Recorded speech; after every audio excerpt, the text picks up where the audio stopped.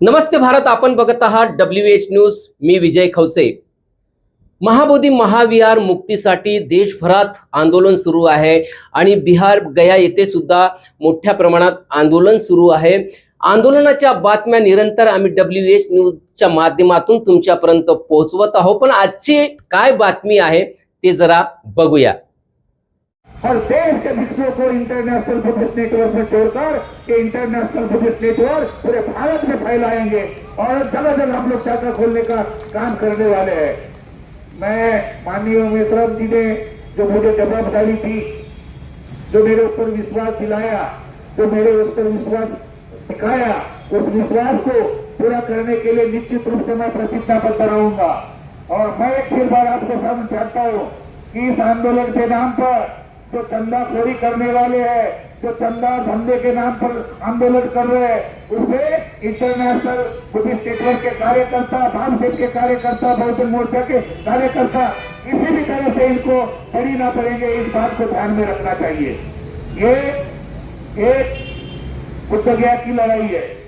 अगर मान के चलो बुद्ध गया आपके हाथ में दिया, क्या करोगे, कैसे चलाओगे? इसलिए मैंने माननीय वामन मिश्रा जी को चर्चा करके बताया कि जैसा मुसलमानों का उपभोग है, अभी हमारे बौद्धों के माइनॉरिटी के अधिकार समाप्त करने के लिए काम कर रहे हैं, लेकिन वामन मिश्रा जी ने बोला कि माइनॉरिटी के अधिकार हम समाप्त नहीं होने देंगे. जो माइनॉरिटी राष्ट्रव्यापी इंटरनेशनल एक्ट है, उस एक्ट को कतई हम हाथ नहीं लगने देंगे. और बौद्धों के SC ST OBC माइनॉरिटी के जो मौलिक अधिकार है, उसके अधिकार को बचाने के लिए हम काम करेंगे. इधर आज जेल भरो आंदोलन है, जगह जगह ये आंदोलन हो रहा है. इस आंदोलन का परिणाम पूरे भारत में जा रहा है. इस आंदोलन के माध्यम से लोगों को जागरूकता हो रही है. इस आंदोलन के माध्यम से बिहार सरकार भी संज्ञान में ले रही है. और वामन मेश्राम जी जब इस आंदोलन को आगे आए तो जल्द बिहार की संसद माननीय वामन मेश्राम जी को बुलाने के लिए कटिबद्ध होने वाली है. इसके पूर्व में हम सारे भारत के जितने भी बुद्धिस्ट इंटरनेशनल नेटवर्क के अधिकारी है, पदाधिकारी है, प्रभारी है, उनसे मैं निवेदन करूंगा कि मैं जाते से ही बहुत जल्द बोध गया के काल चक्र मैदान में एक हम शांति मार्च निकालेंगे और महाबोधि महावीर बुद्ध को वोट मिलना चाहिए. इसलिए माननीय वामन जी मेश्राम की अध्यक्षता में एक काम ऐलान करेंगे. इसी आचार भावना के साथ जो लोग आंदोलन चाहते हैं, अभी ये आंदोलन एक प्रेरणा है. ये जेल भरो आंदोलन बुद्धों के लिए प्रेरणा है. मैं चाहता हूँ आप सभी यहाँ पर बड़े धूप में इकट्ठा हुए हैं. मैं भी शरीफ हूँ और मैं एक आंदोलन के जवाबदार व्यक्ति होने के नाते मैं इतना ही आपको सजेशन दूंगा. डरने की कोई बात नहीं है कि जितने पुलिस वाले भाई हैं वो हमको शांति से लेके जाएंगे, वो कोऑपरेट करेंगे. हमारे किसी भी अधिकारी को, महिला को छेड़छाड़ नहीं करेंगे. अगर आप शांति से लेके जाएंगे तो हम शांति से आपको प्यार देंगे. अगर हम लोगों को छेड़छाड़ करेंगे तो हम आपको भी छेड़छाड़ करेंगे, क्योंकि बाबा साहब ने हमको संविधान में हमें राइट दिया है, अपने अधिकार की बात की है. यहाँ पर जितने भी लोग हैं, मैं आपका उत्साह बढ़ाने के लिए आया हूँ, मैं आपका मनोबल बढ़ाने के लिए आया हूँ, मैं आपको शक्ति देने के लिए आया हूँ, मैं आपको मंगल मैत्री देने के लिए आया हूँ.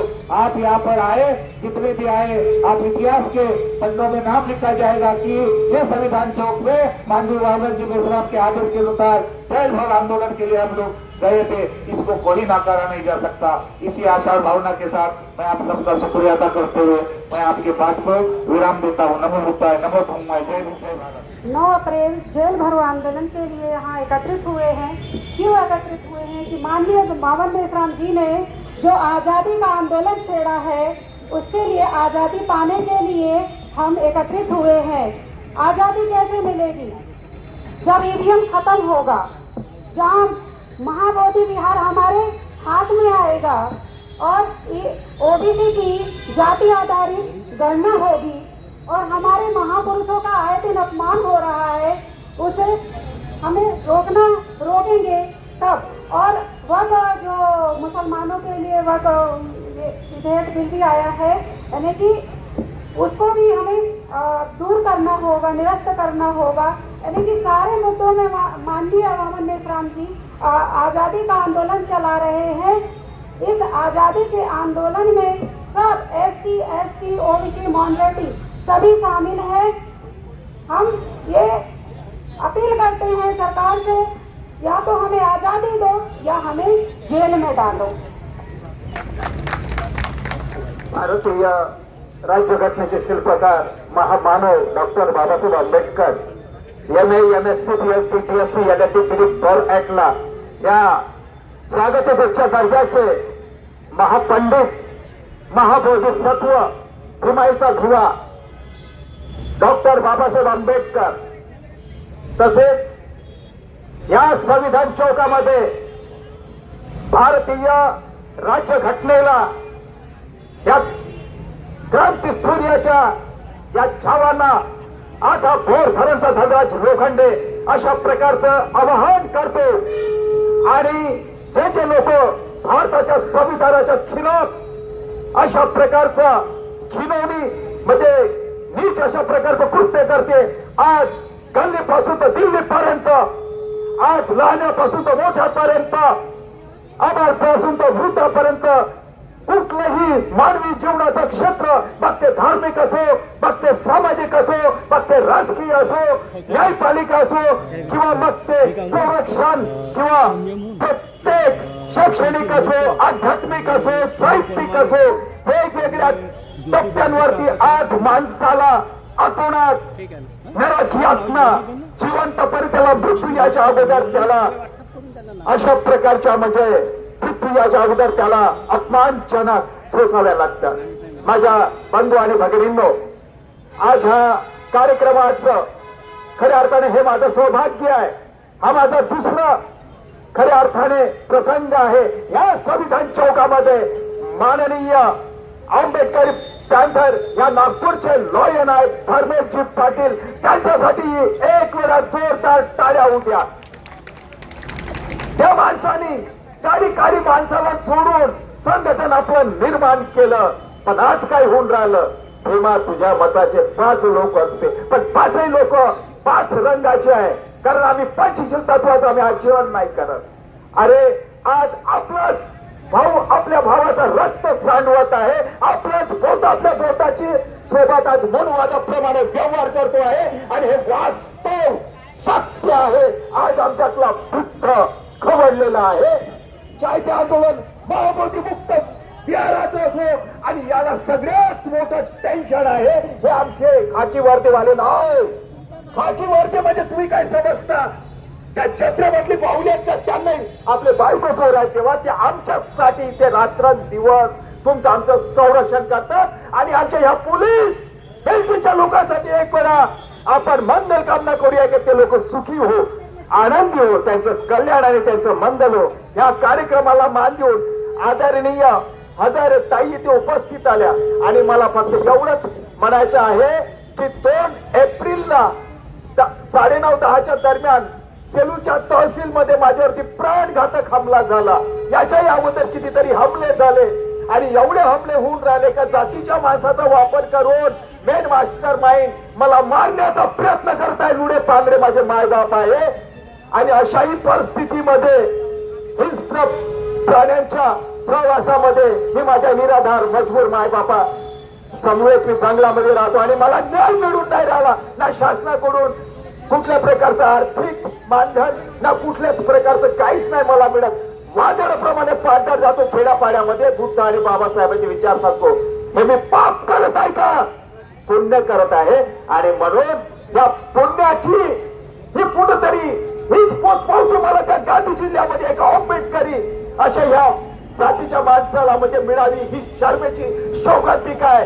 आणि आजच्या दिवशी मला न्याय मिळून नाही राहिला, अजूनपर्यंत माझं मेडिकल चेकअप नाही झालं, आणि तो आरोपी अजूनही मोकळा आहे म्हटलं, हातामध्ये तलवार घेऊन जातो, दगड मारतो. अवकाश नव्हती द्यायची की तू मॅजिस्ट्रेटची त्या सेलूच्या मी जेव्हा ऍक्शन घेतली तेव्हा कुठं त्यांनी पटापट म्हणजे सह्या दिल्या. असं खूप आहे बोलण्यासाठी, खूप आहे.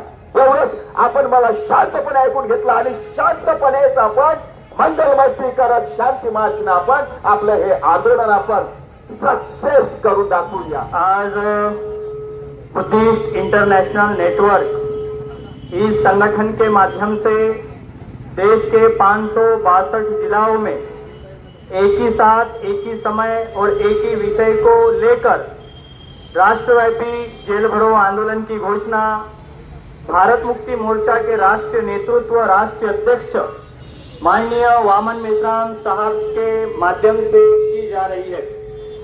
इस आंदोलन में जो विषय है कि जिस प्रकार से इस देश में, आजाद भारत में कुत्तों की, बैलों की, भेड़ बकरियों की, इतना ही नहीं तो कुत्तों की तक गिनती होती है, लेकिन ओबीसी की जाति निहाय गिनती नहीं की जा रही। और ये क्यों हो रहा है?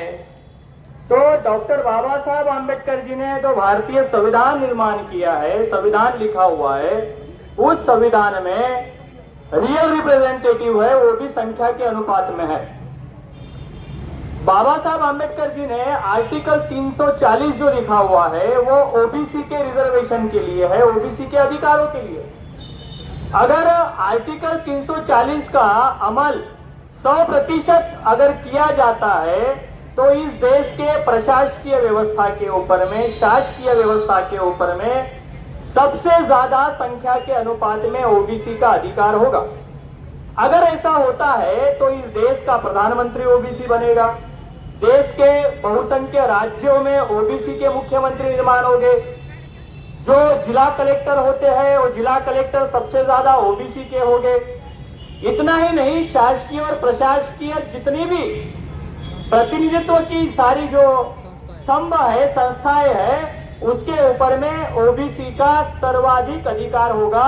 इसका मतलब डॉक्टर बाबा साहब आंबेडकर जी का जो आर्टिकल 340 है वह ओबीसी को इस देश में राजा बनाने का काम करता है।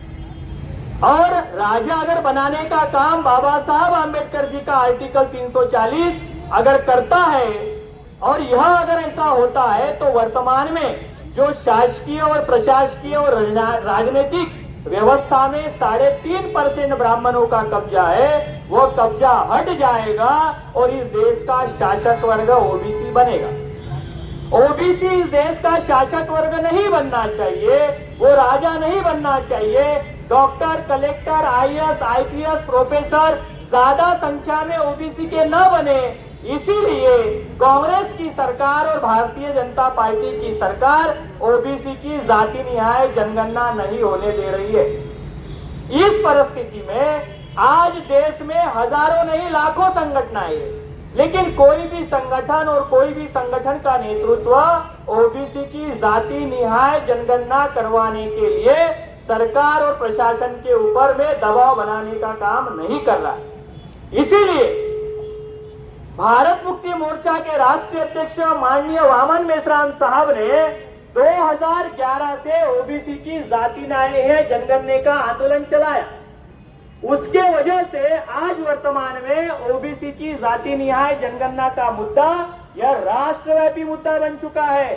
और यह राष्ट्रव्यापी मुद्दा बनने के कारण आनन फानन में न चाहते हुए मजबूरी में भारतीय जनता पार्टी को और मोहन भागवत को नरेंद्र मोदी का फ्रॉड ओबीसी आदमी को देश का प्रधानमंत्री बनाना पड़ा। 2014 में ओबीसी का नाम लेकर नरेंद्र मोदी को प्रधानमंत्री बनाया गया और इस नरेंद्र मोदी ने सबसे पहले ओबीसी का सत्यानाश करने के लिए जो क्रिमिलियर की मर्यादा 4 लाख रुपए की थी उसको 6 लाख रुपए पर पहुंचाया और 314 आईएएस इंडियन एडमिनिस्ट्रेटिव सर्विस के जो पास आउट 2013 के बच्चे थे उन लोगों को बेरोजगार बनाकर अपॉइंटमेंट लेटर से डिसमिस कर दिया, जिसमें से 19 ओबीसी के आईएएस बच्चों ने आत्महत्या की है। ये क्यों हुआ? तो यह होने का सबसे बड़ा कारण है कि वर्तमान में ओबीसी की जाति न्याय जनगणना नहीं की जा रही है। और इस जाति न्याय अगर जनगणना को किया जाता है तो इस देश में ओबीसी की किसी भी प्रकार की समस्याएं नहीं होगी। ओबीसी को शासक वर्ग बनाने के लिए, उसको राजा बनाने के लिए माननीय वामन मेश्राम साहब ने जनगणना का आंदोलन चलाया है और इस जाति न्याय जनगणना के लिए आज राष्ट्रव्यापी जेल भरो आंदोलन है। और यह आंदोलन के बाद में 1 जुलाई को ओबीसी की जाति न्याय जनगणना के लिए भारत बंद भी किया जाने वाला है। साथ ही साथ इसमें जो दूसरे नंबर का मुद्दा है साथियों, यह दूसरे नंबर का मुद्दा है ओबीसी की जाति न्याय जनगणना के साथ साथ में यह जो समस्याएं निर्माण हो रही है, यह समस्याएं निर्माण इलेक्ट्रॉनिक वोटिंग मशीन के कारण निर्माण हो रही है।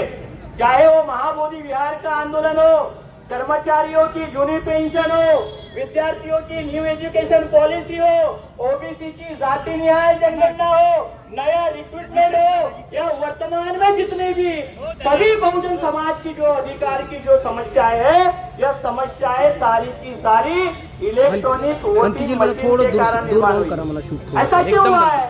बाबा साहब अम्बेडकर जी ने लोकतांत्रिक व्यवस्था में जो प्रतिनिधित्व का अधिकार इस देश में संख्या के अनुपात में होना चाहिए, राजा बनना चाहिए, इसके लिए हमें वोट का अधिकार दिया। वोट का अधिकार यह हमें शासक बनने के लिए था। 1932 में जब अंग्रेजों से लड़कर बाबा साहब अम्बेडकर जी ने जब ये अधिकार लाया और एक बड़ी सभा ली और सभा लेकर कहा कि जाओ अपनी घरों के दीवारों पर लिखो तुम्हें इस देश की शासन करती जमात बनना है। क्यों बनना है? क्योंकि तुम आयरे गहरे नत्थु खैरों की औलाद नहीं हो, तुम सम्राट अशोका की औलादे हो, तुम छत्रपति शिवाजी महाराज की औलादे हो, तुम भीमा कोरेगांव के 500 सूरवीर और महात्मा ज्योतिराव फुले के सत्यशोधक आंदोलन की औलादे हो, तुम राजा लोग हो। और ये वोट का अधिकार किस उपयोग में लाने का? जाओ अपनी घरों की दीवारों पर लिखो तुम्हें इस देश की शासन करती जमात बनना है। उस समय में हमारे बाप ने कहा, जिस समय में हमारे घरों को दीवारें, क्या दृष्टिकोण था हमारे बाप का? हमारा बाप घर को दीवारें नहीं थी और हमें क्या बनाना चाहते थे? राजा बनाना चाहते थे। लेकिन हमारे लोगों ने वोट का अधिकार राजा बनने के लिए नहीं तो राजा बनाने के लिए किया। कभी हमारे लोगों ने कांग्रेस को राजा बनाया, कभी बीजेपी को राजा बनाया और राजा बनाकर हम लोग गुलाम बनते गए और बाबा साहब के अधिकारों का हमें कोई भी चिंतन और मनन नहीं हुआ। इसके बाद में इस वोट के अधिकार का जो अध्ययन है, उसकी गरिमा है, उसकी गरिमा को समझने का काम माननीय कांशीराम साहब ने किया। और कांशीराम साहब ने कहा कि जितनी जिसकी संख्या भारी उसकी उतनी वोट हमारा और राष्ट्र तुम्हारा नहीं चलेगा। बाबा साहब के बाद अगर किसी आदमी को वोट का अधिकार का एहसास हुआ होगा तो वो आदमी का नाम है माननीय कांशीराम साहब। और कांशीराम साहब ने वोटों का उपयोग राजा बनने के लिए करके दिखाया और उत्तर प्रदेश में सरकार बनाई।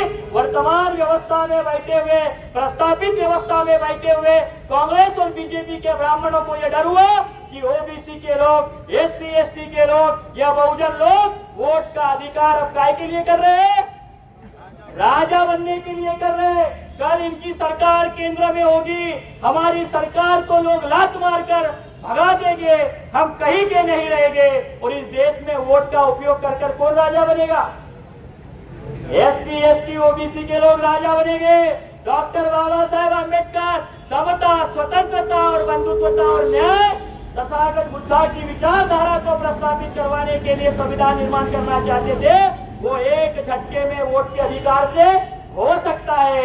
इस बात का एहसास हमारे लोगों को नहीं तो व्यवस्था में बैठे हुए कांग्रेस और बीजेपी के ब्राह्मणों को हुआ और उन्होंने आपके वोटों की चोरी करने के लिए क्या लाया?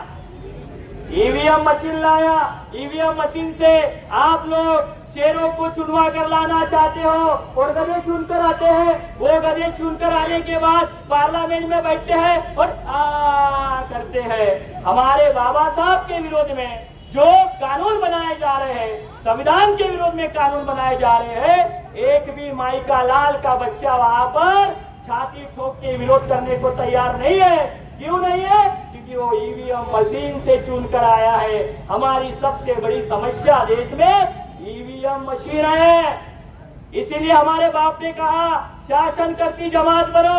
अरे शासन करती जमात बनोगे तो क्या करोगे? ओबीसी की जनगणना झटके में करोगे, महाबोधि विहार को झटके में निपटाओगे। एक महाबोधि विहार नहीं, तथागत बुद्धा के 84,000 विहारों पर ब्राह्मणों ने कब्जा करके रखा हुआ है, वो 84,000 विहारों को मुक्ति अगर करना है तो ईवीएम मशीन का आंदोलन चलाना होगा। साथियों, वर्तमान में ये 2 मुद्दे हो गए। तीसरा मुद्दा है, कौन सा है? ये महाबोधि विहार आंदोलन का। महाबोधि विहार आंदोलन की समस्या एक ही कारण छुट सकती है। नंबर 1, हमें यह समझना होगा महाबोधि विहार किसने बनाया और क्यों बनाया।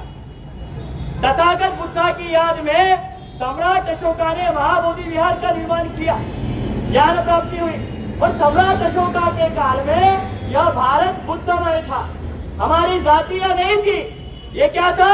बुद्धमय था। और सम्राट अशोका के जो बाद का जो वंशज है, प्रदत्ता की हत्या पुष्पमित्र शुंगा ने की और सभी बुद्धिस्टों की संख्या को तोड़ने के लिए जाति व्यवस्था का निर्माण किया। 6,743 जातियों में सभी बुद्धिस्टों को बांटा। हम सभी लोग पूर्व के क्या है?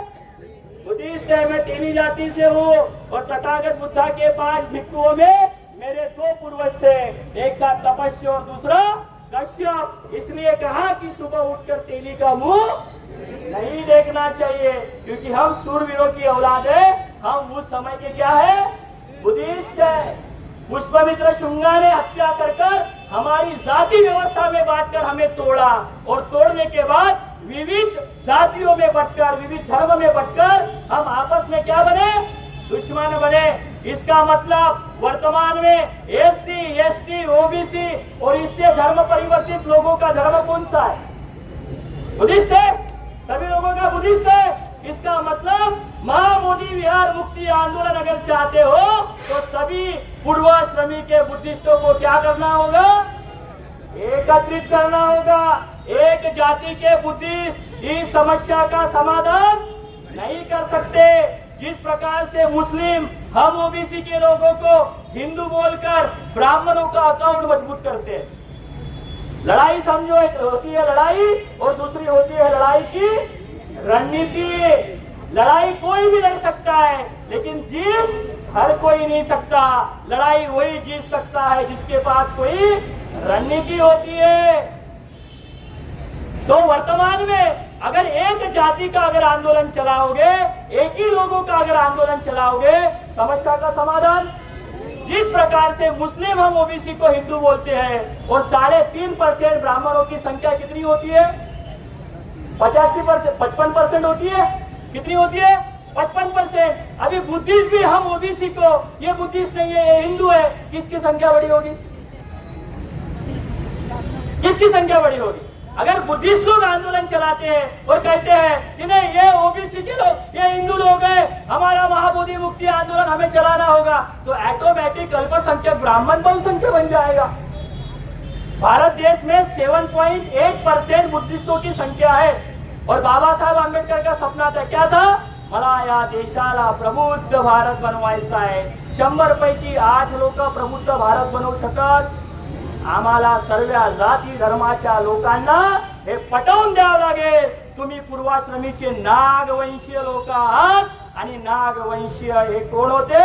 बुद्धिस्ट होते। हा तथागत बुद्धाचा राष्ट्र आहे असं मी म्हणत नाही। माननीय पंतप्रधान नरेंद्र मोदी फॉरेन मध्ये जाऊन म्हणतात की मैं बुद्धाच्या देशातून आलेलो आहे। हे अंबानीची बायको म्हणते लैंड ऑफ बुद्धा, मैं बुद्धा की भूमि से आई हूँ। ये तुम कहते हो, हम तो। इसीलिए साथियों, यह जो आंदोलन है, यह आंदोलन लड़ाई है। ये जेल भरो आंदोलन नहीं है, यह लड़ाई है। किसकी लड़ाई है? तुम्हें शासन करती जमात बनाने की लड़ाई है। और जिन जिन लोगों को लगता है डॉक्टर बाबा साहब आम्बेडकर जी ने अपने 4 लड़कों को गंवाकर हमें इतना सारा यह संविधान दिया है और हमारी सबसे बड़ी मुक्ति यह बुद्धा के चरणों में हुई है। 14 अक्टूबर 1956 को जो मुक्ति हुई है वो तथागत बुद्ध के चरणों में जाकर हुई है। और बाबा साहब आम्बेडकर जी भी कहते थे, एनिमेशन ऑफ कास्ट में कहा है, धर्म सत्तेची चाबी आहे। 56 मध्ये ज्या लोकांनी जर धर्माला सत्तेची चाबी बनवली, समजली असती, तर आज आम्ही काय असतो? शासन करती जमात असतो। आम्हाला समजायला ताई खूप वेळ लागलेला आहे, पण का होईना माननीय वामन मेश्राम साहेबांच्या नेतृत्वामध्ये माझ्यासारख्या ओबीसीला हे पटलंय की आम्ही पूर्वाश्रमीचे उद्दिष्ट आहोत, हे आमचं कल्चर आहे, हे आमची संस्कृती आहे, आमची अस्मिता आहे. जर आपण या आंदोलनामध्ये सफल झालो तर महाबोधी विहार आंदोलन तर सोडा, हा जो देश आहे या देशाच्या सातबारा माझ्या सम्राट अशोकाच्या नावावरती आहे. आम्ही जर शासनकर्ती जमात जर बनलो तर 84,000 विहारांना आम्ही ब्राह्मणांच्या मुक्तीमधून त्यांच्या याच्यातून आम्ही काय करू शकतो, दावडीतून सोडवू शकतो. तर आम्हाला सोबत एक महाबोधी विहार आंदोलन, एक ईव्हीएम मशीनचं आंदोलन आणि ओबीसी जातीनिहाय जनगणनेसाठी आज हे जेल भरो आंदोलन आहे. एक गांधी जेल में जाकर महात्मा बन गया और उस महात्मा ने हमारा सत्यानाश किया. हम अपनी आने वाली नस्लों के लिए मुक्ति का आंदोलन चलाने के लिए जेल में जाने के लिए तैयार है. कहां पर? अरे हमारे बाप ने अपनी कुर्बानी दी, हम जेल में जाकर महात्मा बनने का अवसर हमारे बाबा साहब आम्बेडकर जी ने दिया और ये अवसर हम खोने वाले नहीं है. और आने वाले समय में इस आंदोलन को हमें बड़ा करना होगा. आखिरी की बात कहता हूँ, दुनिया में कोई भी परिवर्तन अगर करना चाहते हो तो संगठन शक्ति के नहीं हो सकता. तथागत बुद्धा ने परिवर्तन किया संगठन शक्ति के आधार पर, छत्रपति शिवाजी महाराज ने किया संगठन शक्ति के आधार पर, महात्मा फुले ने किया संगठन शक्ति के आधार पर. दुनिया में कोई भी परिवर्तन अगर चाहते हो तो बिना संगठन शक्ति के आधार पर नहीं हो सकता. और आने वाले भविष्य में ये नागवंशी लोग जो 6,743 जातियों में बांटे हुए लोग हैं, ब्राह्मणों ने बांटे हुए लोग हैं, इन बांटे हुए लोगों को हमारे बाबा साहब ने 3 जगह पर लाया SC ST OBC में. अभी हम नागवंशीय संकल्पना से उनको एकत्रित कर हमारे महापुरुषों का आंदोलन सफल करने के लिए हम कुछ करेंगे. आज के इस उपलक्ष्य में मुझे बोलने का मौका दिया, आप लोगों ने सभी ने मुझे सुना, उसके लिए आप सभी का आभार व्यक्त करता हूँ. धन्यवाद. नमो बुद्धाय. जय जिजाऊ, जय शिवराय, जय भीम. मित्रांनो, ही होती महाबोधी महाविहार मुक्तीची बातमी. तर निरंतर हा जो लढा सुरू आहे, चालूच आहे आणि मोठ्या प्रमाणात प्रतिसाद सुद्धा मिळत आहे. आणि हे संपूर्ण कव्हरेज आम्ही जे आहे तुम्हाला WH न्यूजच्या माध्यमातून दाखवत आहोत. फक्त तुम्ही WH न्यूजला सबस्क्राईब करा आणि WH न्यूजच्या स्कॅनरवर जाऊन तुम्ही धम्मदान करा. जय भीम, नमो बुद्धाय.